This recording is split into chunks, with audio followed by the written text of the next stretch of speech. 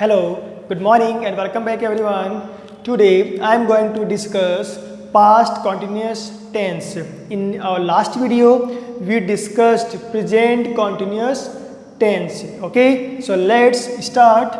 Past continuous tense यानी कि सतत भूतकाल. कॉन्टिन्यूस का मतलब होता है सतत या निरंतर. हमने देखा था कि कॉन्टिन्यूस को हम और क्या बोल सकते हैं भाई, प्रोग्रेसिव.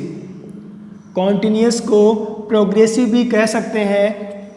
तो टेंस का नाम हो जाएगा पास्ट प्रोग्रेसिव टेंस या पास्ट कॉन्टिन्यूस टेंस. ओके, जब भी हम कॉन्टिन्यूस की बात करेंगे, जब भी कॉन्टिन्यूस टेंस की बात करेंगे, चाहे वो प्रेजेंट कॉन्टिन्यूस हो, चाहे वो पास्ट वाला हो, चाहे फ्यूचर वाला, सभी में क्या होगा भाई, वर्ब की आईएनजी फॉर्म काम में आएगी. या मैं बोल दूं वर्ब की फोर्थ यानी कि चौथी फॉर्म काम में आएगी. जब भी हम कॉन्टिन्यूस की बात करेंगे, परफेक्ट कॉन्टिन्यूस अलग है और कॉन्टिन्यूस अलग है. जब भी हम कॉन्टिन्यूस की बात करेंगे वहाँ पे वर्ब की फर्स्ट फॉर्म में आईएनजी आएगा. हाँ, परफेक्ट कॉन्टिन्यूस में भी आईएनजी आता है, बट उसमें एच भी अलग होती है, कुछ अलग तरह की कंडीशंस होती है. तो देखते हैं इस टेंस की हेल्पिंग वर्ब कौन सी है, वॉज एंड वर. वॉज और वर. अब जो सिंगुलर सब्जेक्ट होंगे, क्या जो भी सिंगुलर सब्जेक्ट होंगे, जैसे कि ही, सी, इट या कोई भी सिंगुलर नाउन, तो उसके साथ में क्या आएगा, वॉज. क्या आएगा, वॉज. और बाकी जो भी बच गए, यू, वी, दे या कोई भी प्लूरल नाउन, तो उनमें क्या आएगा, वर.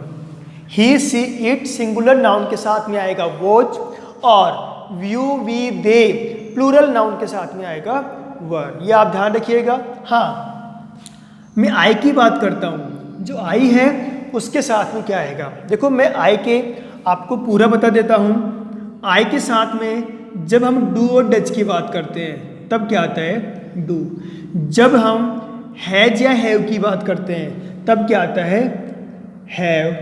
जब हम विल या सेल की बात करते हैं तो आई के साथ में क्या आता है, बेसिकली सेल. जब हम वॉज या वर की बात करते हैं तो आई के साथ में आएगा वॉज. जब हम इज, एम, आर की बात करते हैं तब आई के साथ में क्या आता है, एम. ध्यान रखिएगा, बहुत इंपॉर्टेंट है. आई के साथ में कई बार तो आता है सिंगुलर वर्ब और कई बार आता है प्लूरल वर्ब. तो आप ध्यान रखिएगा, आई के साथ में do, have, shall, was, am, ये सब एच में आती है. और बाकी जो बच गए उनके साथ में वॉज और जो प्लूरल है, यू, वी, दे या कोई भी प्लूरल नाउन आएगा तो उसके साथ में एच वी आएगी, वर. ये बहुत इंपॉर्टेंट है. जो भी एच वी है आपको पता होना चाहिए कि सिंगुलर में कौन सी आती है, प्लूरल में कौन सी आती है, क्योंकि कहीं ना कहीं आपका आंसर उनसे भी गलत हो सकता है. अब आगे बढ़ते हैं. यहाँ पे मेन वर्ब की कौन सी फॉर्म आती है, चौथी फॉर्म यानी कि आईएनजी फॉर्म. में ऐसे भी लिख सकता हूँ, ये वर्ब की आईएनजी फॉर्म होती है. तो कॉन्टिन्यूस की बात करते हैं तो वहाँ पे वर्ब की फर्स्ट फॉर्म में क्या लगाते हैं, आईएनजी. और आईएनजी लगाएंगे तो कुछ चेंजेज होते हैं. कई बार लास्ट लेटर डबल होता है, कई बार लास्ट लेटर हट जाता है. वो हमने लास्ट वीडियो में डिस्कस किया था. अब आगे बढ़ते हैं. अब देखिए, मैंने इस टेंस में एडवर्ब्स नहीं लिखे. बेसिकली इस टेंस में ऐसा कोई खास एडवर्ब नहीं है. हाँ, मैं आपको बताने को लिख सकता हूँ कि इस टेंस के अगर एडवर्ब की बात करें तो देखिएगा एक बार, वहाँ पे प्रेजेंट कॉन्टिन्यूस में होता है नाउ, तो यहाँ पे हो जाता है देन. और प्रेजेंट कॉन्टिन्यूस में होता है एट दिस टाइम, तो यहाँ पे क्या हो जाता है, एट दैट टाइम.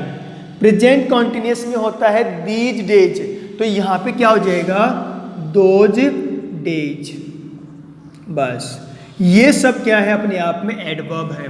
तो कहीं ना कहीं आपके एग्जाम में इन एडवर्ब से रिलेटेड क्वेश्चंस नहीं आते. जिस तरह के क्वेश्चंस आते हैं वो मैंने आपकी यहाँ पे एग्जांपल लिख रखे हैं। बट आप ध्यान रखें कि अगर ये एडवर्ब आते हैं तो भी वो पास्ट कॉन्टिन्यूअस टेंस ही होगा। आप इसको अलग से नोट कर सकते हो। अगर आपको एडवर्ब पूछे कोई तो आप बता सकते हो कि पास्ट कॉन्टिन्यूअस टेंस का adverb then, at that time, at that moment या फिर दोज डेज हो सकता है। अब आगे बढ़ते हैं। हाँ देखो, मैंने दो कंडीशन लिखी है यहाँ पे स्टार लगा के। वाइल और व्हेन दोनों का मतलब ही होता है जब, और वाइल का मतलब जबकि भी होता है। वाइल का मतलब जब या जबकि दोनों होता है, और व्हेन का मतलब होता है जब। तो देखिएगा यहाँ पे दो कंडीशन है। अगर यहाँ पे देखो दो सेंटेंस होंगे, उनके बीच में कोमा होगा या नहीं होगा कोई फर्क नहीं, ज़्यादा फर्क नहीं पड़ता। तो जब शुरुआत में वाइल आता है तो उनके बाद में वोज वर्ब प्लस आईएनजी आता है, और आगे वाले सेंटेंस में भी वोज या वर्ब प्लस आईएनजी रहता है।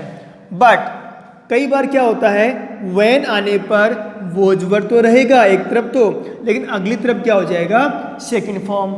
लेकिन कई बार व्हेन आने पर इस साइड में क्या रहता है, was verb plus ING form, और अगले साइड में क्या आता है, अगले सेंटेंस में भी क्या आता है, was verb plus ING form ही आती है। वो सेंटेंस पे डिपेंड करता है।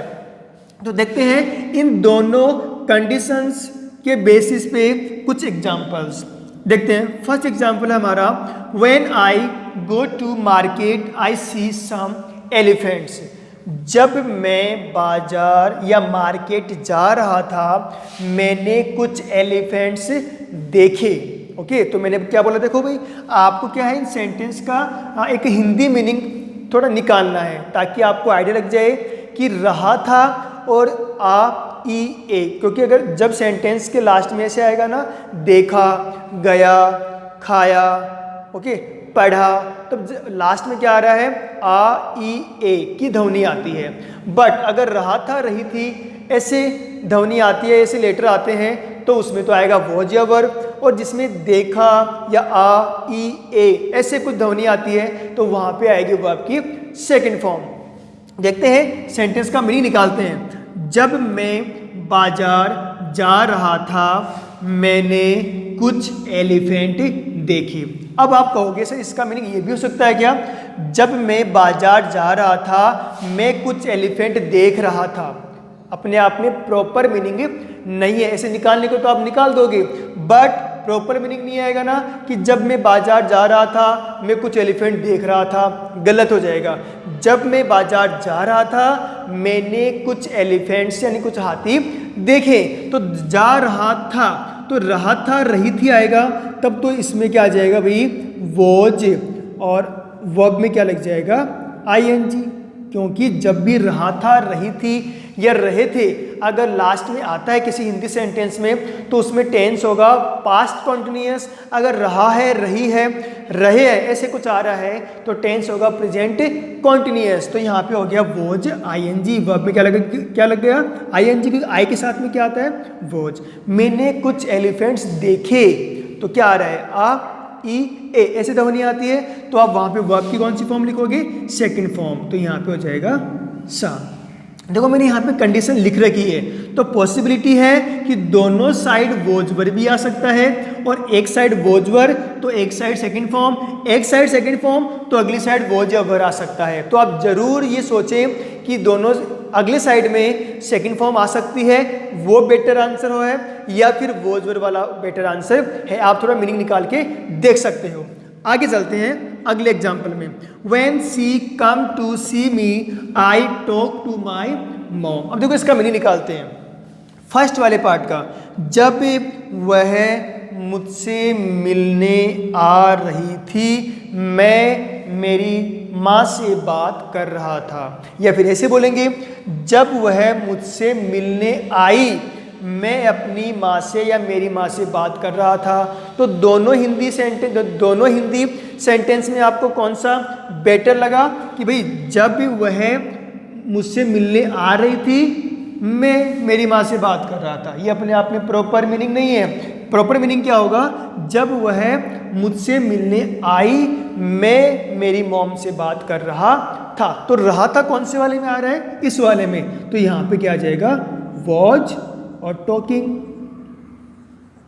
ओके, वॉज टॉकिंग, ध्यान रखिए ना। इसमें क्या देखा, इसमें क्या बोला मैंने, आई, तो ई आ रहा है लास्ट में, तो वर्ब की कौन सी फॉर्म, सेकंड फॉर्म। पॉसिबिलिटी है दोनों साइड वॉज वर्ब भी आ सकता है, एक साइड सेकंड फॉर्म तो एक साइड वॉज वर्ब भी आ सकता है। ओके, आप जरूर बोल के देखें, ये हिंदी में निकाल के जरूर देखें। तो पूरा सेंटेंस क्या हो गया मेरा, when she came to see me I was talking to my mom.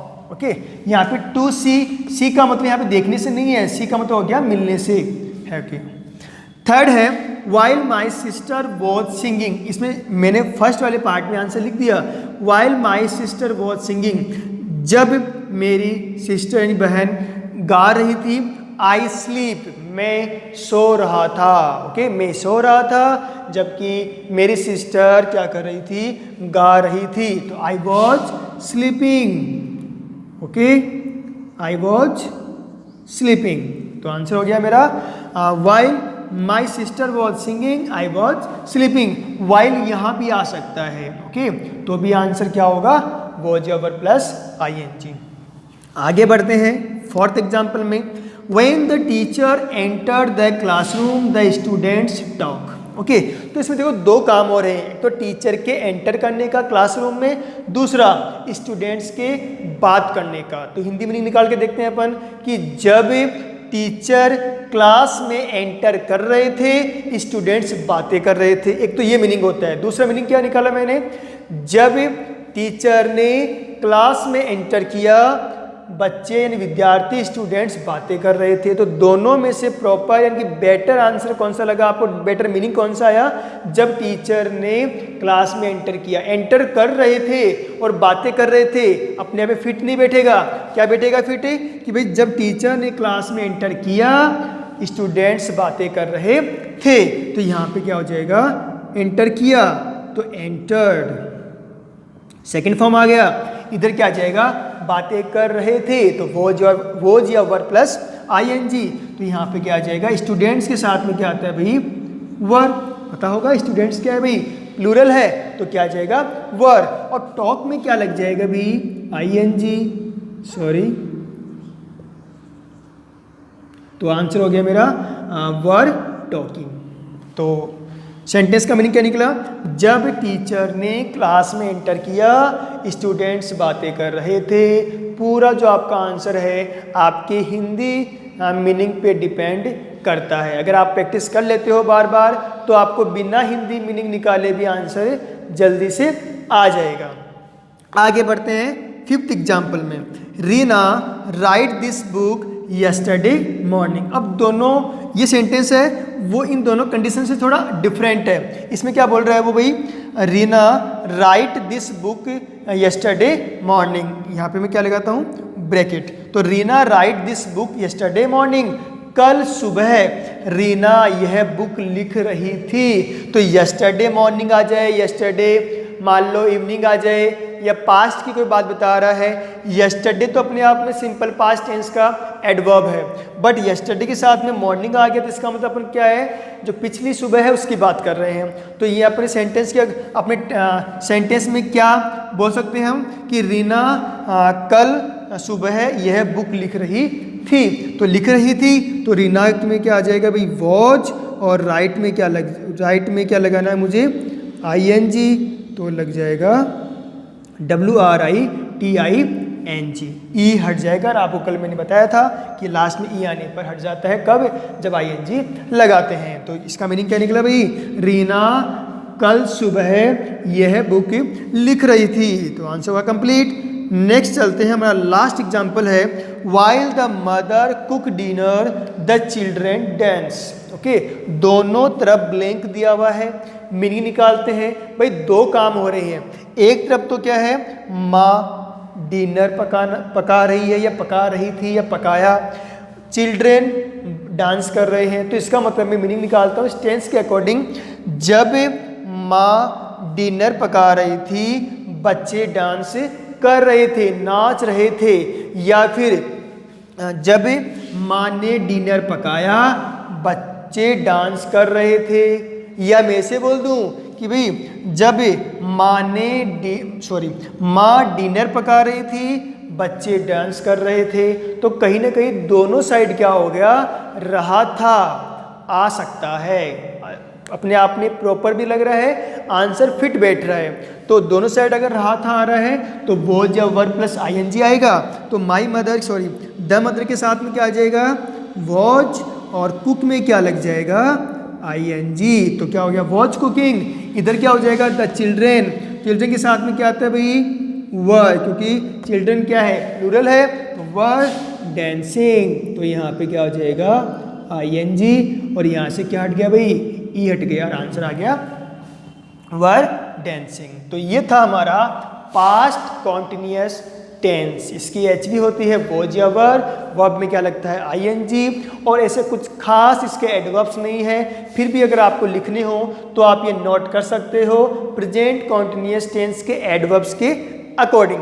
Okay, फिर जो इम्पोर्टेंट कंडीशन है इस टेंस से रिलेटेड, जो क्वेश्चंस, जिस तरह से क्वेश्चंस पूछे जाते हैं वो मैंने आपको बता दिए हैं। मिलते हैं अगले वीडियो में एक नए और अगले टेंस के साथ। तब तक आप इनको रिवाइज कीजिए, इनको नोटबुक में लिखिए, बार बार रीड कीजिए, इनका खुद हिंदी मीनिंग निकालें। मैंने आपको हिंदी मीनिंग बताया तो इजी लगा होगा, बट जब आप खुद हिंदी मीनिंग निकालेंगे कुछ नए सेंटेंस का, तब आपको और समझ में आएगा, ये डाउट आएंगे कि वाकई में हिंदी मीनिंग निकाला तो आंसर सेकंड फॉर्म में लिखूं या वॉज वर प्लस आईएनजी आएगा। Okay, see you in next episode. Till then, bye bye and thanks.